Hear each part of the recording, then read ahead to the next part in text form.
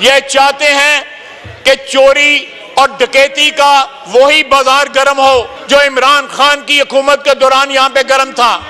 वो और उसका पूरा टब्बर जो है डकैतों का टब्बर निकला। जितनी डकैती है उन्होंने की है, पाकिस्तान की 78 साल तारीख ने किसी ने इतनी डकैतियां नहीं की। ये पाकिस्तान के वफादार हैं या दहशतगर्दों के वफादार हैं, आइन के वफादार हैं या एक शख्स के वफादार हैं, ये इनको फैसला करना होगा, नहीं तो तारीख अपने फैसले कर देती है। मैं इन सब का माजी जानता हूं। इस ऐवान में आप भी उस ऐवान में बैठे हुए थे जब आधी रात को 52 कवानीन जो है पास किए गए, 52 कवानीन, और इस असेंबली को डिसॉल्व किया गया। उस वक्त इनकी गैरत और अहमियत कहां थी? वो कहीं चरने गई हुई थी? जब इस कुर्सी पे बैठ के जनाब वाला 52 बिल जो है आधी रात को पास किए गए और असेंबली को डिसॉल्व किया गया। ये लोग जो है इनको सिलेक्टिव एमनीसिया है, सिलेक्टिव एमनीसिया है। ये लोग जो है भूल गए हैं, अपना माजी भूल गए हैं और आज जो है जमहूरियत के अलम बरदार बने हुए हैं। और दूसरी तरफ यही लोग जो है दहशतगर्दों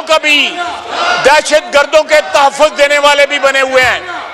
जो लोग सरहद पार से आके हमारे यहाँ पे कत्ल गारत करते हैं, उनके साथ हमदर्दी का इजहार भी यही लोग करते हैं।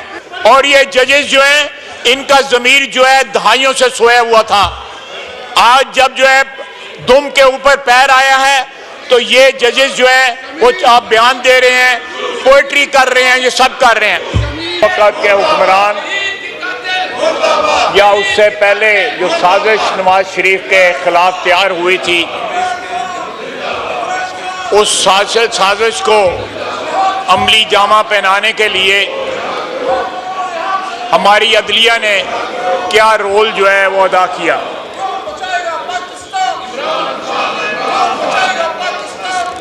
ये सारा सिलसिला पनामा केस से स्टार्ट हुआ। उस वक्त चीफ जस्टिस हाकिम निसार ने 2 बेंच तश्कील दिए, जिसने वजीर आज़म मियां नवाज शरीफ को नाअहल करार दिया। इस बेंच में जस्टिस आसिफ सईद खोसा, जस्टिस एजाज अफजल खान, जस्टिस गुलजार अहमद और जस्टिस एजाजुल हसन शामिल थे। उसके बाद नवाज शरीफ की नाअहली के बाद एक और बेंच बनाया गया ताकि ये तय किया जाए कि उनकी नाअहली कितनी मुद्दत के लिए होगी। चीफ जस्टिस हाकिम निसार की सरबराही में justice Umar Ata Bandial, justice Ijazul Ahsan, justice Sajjad Ali Shah पर मुश्तमिल बेंच ने फैसला दिया कि नाअहली ताहयात होगी। इसके बाद एक और बेंच बना जिसकी सरबराही भी चीफ जस्टिस हाकिम निसार ने की। उसमें जस्टिस बंदयाल और जस्टिस एजाजुल हसन शामिल थे। इस बेंच ने करार दिया कि कोई नाअहल शख्स किसी सियासी जमात का सरबराह नहीं बन सकता। एक बार वही जजेस नुमाया थे। इसके बाद तकरीबन हर सियासी मुकदमे में वही चंद जजेस सामने आते रहे। इमरान खान की बनी गाला जायदाद से मुतल्लिक केस बेंच में chief justice Hakim Nisar, justice Bandial, justice Faisal अरब शामिल थे।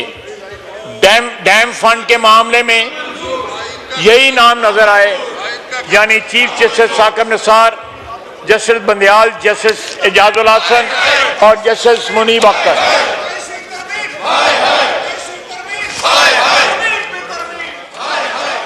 सुओ मोटो इख्तियार लेने का मामला अदालत के सामने आया तो आज खुद नोटिस 20-21 किसके पास है।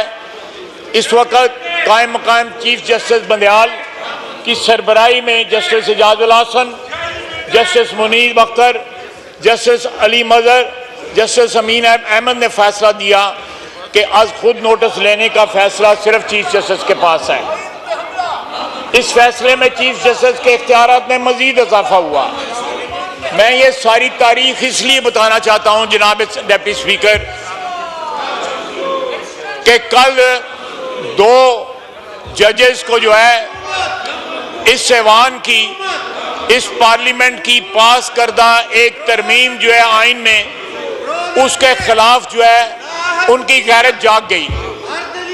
लेकिन जब ये कैंगरू कोर्ट्स बना के, जिनका मैंने बयान किया है, मियां नवाज शरीफ को विक्टिमाइज किया जा रहा था और एक एजेंडा जो है इंप्लीमेंट किया जा रहा था कि वो हुक्मरान ना रहे और उसको हमेशा हमेशा के लिए सियासत से बाहर कर दिया जाए, उस वक्त किसी की गैरत ना जागी।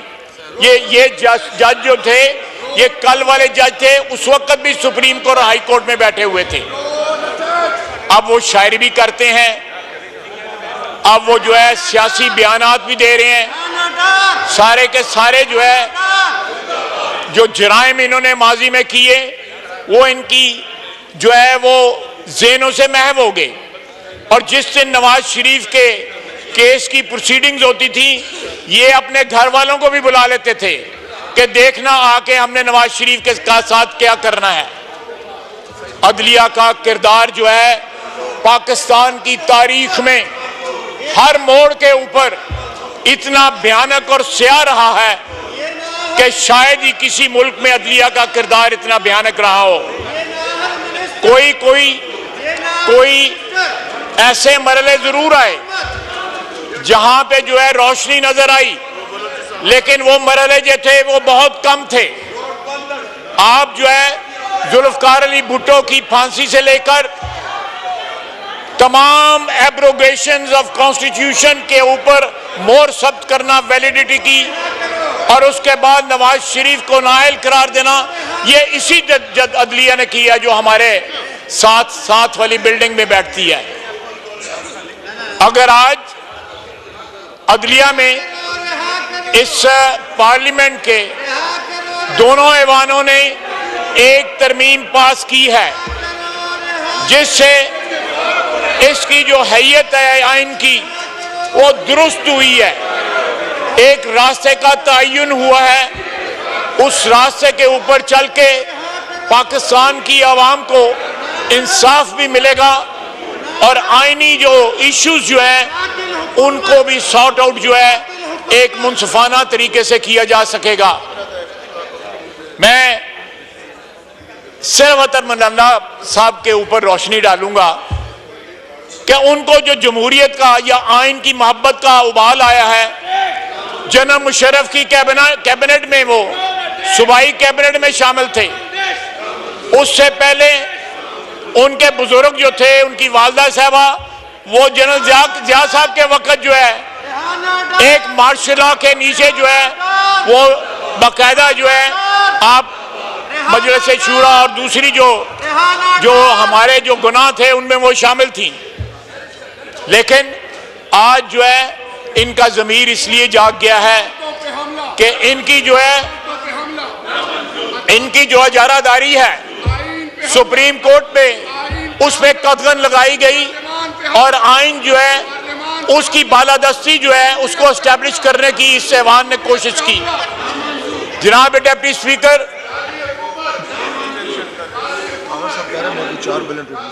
ओके, जनाब स्पीकर, जनाब डिप्टी स्पीकर, इस ऐवान की पावर जो आइन ने इसको दी हुई है ये सुप्रीम है, इसकी कोई इंक्रोचमेंट जो है बर्दाश्त नहीं की जाएगी। और ये जजेस जो हैं इनका ज़मीर जो है दहाइयों से सोया हुआ था, आज जब जो है दुम के ऊपर पैर आया है तो ये जजेस जो है वो आप बयान दे रहे हैं, पोएट्री कर रहे हैं, ये सब कर रहे हैं। जनाब स्पीकर, मैं ये अपना जारी रखें, मैं इन सब का माजी जानता हूं, मैं इन सब का माजी जानता हूं। इस ऐवान में आप भी उस ऐवान में बैठे हुए थे जब आधी रात को 52 कवानीन जो है पास किए गए, 52 कवानीन, और इस असेंबली को डिसॉल्व किया गया, उस वक्त इनकी गैरत और अहमियत कहां थी? वो कहीं चरने गई हुई थी? जब इस कुर्सी पे बैठ के जनाब वाला 52 बिल जो है आधी रात को पास किए गए और असेंबली को डिसॉल्व किया गया। ये लोग जो है इनको सिलेक्टिव एमनीसिया है, सिलेक्टिव एमनीसिया है। ये लोग जो है भूल गए हैं, अपना माजी भूल गए हैं और आज जो है जमहूरियत के अलम बरदार बने हुए हैं। और दूसरी तरफ यही लोग जो है दहशत गर्दों का भी, दहशत गर्दों के तहफ़्फ़ुज़ देने वाले भी बने हुए हैं। जो लोग सरहद पार से आके हमारे यहाँ पे कत्ल गारत करते हैं, उनके साथ हमदर्दी का इजहार भी यही लोग करते हैं। ये पाकिस्तान के वफादार हैं या दहशत गर्दों के वफादार हैं, आइन के वफादार हैं या एक शख्स के वफादार हैं, ये इनको फैसला करना होगा। नहीं तो तारीख अपने फैसले कर देती है, वो किसी का इंतजार नहीं करती। ये मसला जो है इंशाअल्लाह ताला सेटल होगा, आहिस्ता आहिस्ता सेटल हो रहा है। ये अपना जो एहतजाज जारी रखे, मुझे उससे कोई फर्क नहीं पड़ता। मैं एक बात रजिस्टर कराना चाहता था, जनाबे डिप्टी स्पीकर, अब 2 धमाके हुए हैं। एक वाना में 655 चिल्ड्रन वर देयर। उसके बाद यहां पे एक शख्स ने आकर खुदकश धमाका किया, उसके सारे फैसिलिटेटर पकड़े गए हैं। सब कुछ पता लग जाएगा। इनके जुबान से एक जो है मुजम्मत का लफ्ज नहीं निकला। इनको फैसला करना पड़ेगा।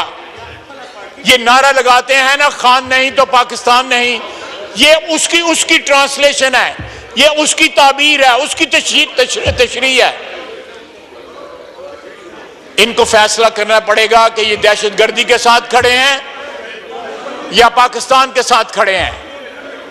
इनके तमाम तर बयानात, इनका तमाम तर बिहेवियर, इनका तर्ज अमल इस बात की शहादत देता है कि ये पाकिस्तान के आइन के साथ नहीं खड़े, ये पाकिस्तान के अदारों को, जिनमें सबसे बड़ा अदार है या पार्लियामेंट है, उसके साथ नहीं खड़े। ये अपने मफादात के साथ खड़े हैं।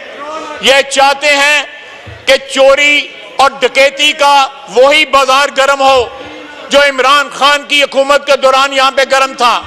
वो और उसका पूरा टब्बर जो है डकैतों का टब्बर निकला। जितनी डकैती है उन्होंने की है, पाकिस्तान की 78 साल तारीख ने किसी ने इतनी डकैतियां नहीं की। आज पाकिस्तान एक आईनी राह पे चल निकला है और पाकिस्तान की अफवाज जिस तरह पाकिस्तान की सरहदों की, पाकिस्तान की फिजाओं की, पाकिस्तान के पानियों की हिफाजत कर रही हैं, वो एक नई तारीख रकम कर रही हैं। लेकिन ये लोग ये किसके साथ खड़े हैं? ये बताएं, ये किसके साथ खड़े हैं? इनको ये बताना पड़ेगा, पाकिस्तानी आवाम को बताना पड़ेगा। अब देखें कितने लोग इनके साथ बैठे हुए हैं। ये 2.5 टोटरू जो हैं बस यही रह गए हैं और ये भी आधे खामोश बैठे हुए हैं। शोर इन्होंने मचा लिया है।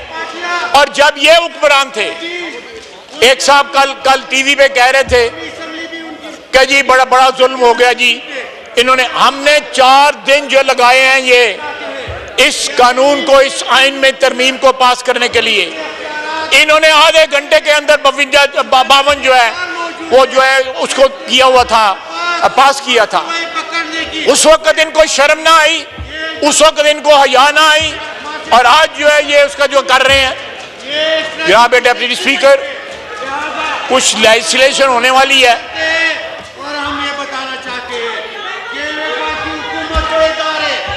लेजिस्लेशन होने वाली है। मैं वाइंड अप करता हूं, फिर लेजिस्लेशन हो जाए तो उसके बाद अगर आप इस्लाह जारी रखेंगे तो मैं भी अपना जो है गुफ्तगू जारी रखूंगा।